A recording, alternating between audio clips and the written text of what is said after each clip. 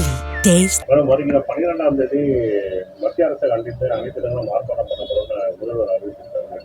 இல்லை, எதற்கு கண்டிப்பு என்று எனக்கு தெரியவில்லை. தர்மேந்திர பிரதான் தெளிவாக சொல்லிவிட்டார்.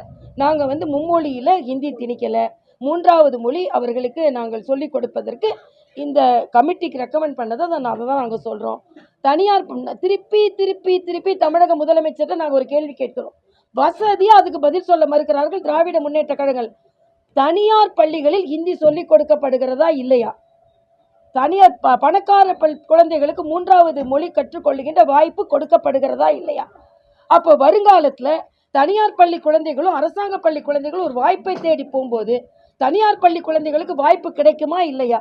ஏன் அரசாங்க பள்ளிகளுக்கு இதை மறுக்கிறீர்கள் என்று கேட்டால் இன்று வரைக்கும் அதுக்கு பதில் இல்லை. இல்லாத திட்டத்தை கொண்டு வந்து அதற்கு போராட்டத்தை அறிவித்து அதற்கு சர்வ கட்சி கூட்டத்தை அறிவித்து இந்த 12ஆம் தேதி போராட்டம் என்று அறிவித்திருக்கிறார்கள். மக்கள் இதை நன்றாக புரிந்து கொள்வார்கள். நேற்றைய தினம் பாத்தீங்கன்னா விஜய் இஃப்தார் நிகழ்ச்சி நடத்திருக்காரு. அவர் கட்சி ஆரம்பிக்க முதல்ல ஒரு நிகழ்ச்சி இது பண்ணியிருக்காரு. இந்த நிகழ்ச்சி பாத்தீங்கன்னா மிகவும் ஒரு பேசு பொருளா இருக்கு. ஏன்னா அனைத்து கட்சியும் இஃப்தார் நிகழ்ச்சி நடத்தியிருக்காரு. ஆனால் விஜய் நடத்த இந்த நிகழ்ச்சி மட்டும் மிகவும் பேசு பொருளா இருந்து பாக்குறீங்க. இல்லை, விஜய் நான் சொல்றது விஜயின் பேசு பொருளாக எது ஆயிருக்குன்னா இன்னைக்கு விஜய் சொன்ன மகளிர் தின வாழ்த்து நேரடியாக திராவிட முன்னேற்ற கழகம் அப்புறப்படுத்தப்பட வேண்டும் என்று எங்களது கருத்தையே வலிமையாக சொல்லியிருக்கிறார். அதனால் நீங்கள் விஜயின் இஃப்தார் விருதை பற்றி கேட்கிறீர்கள். நான் விஜயின் மகளிர் தின வாழ்த்துக்களை அழுத்தமாக பதிவிடுகிறேன். Taste Daily.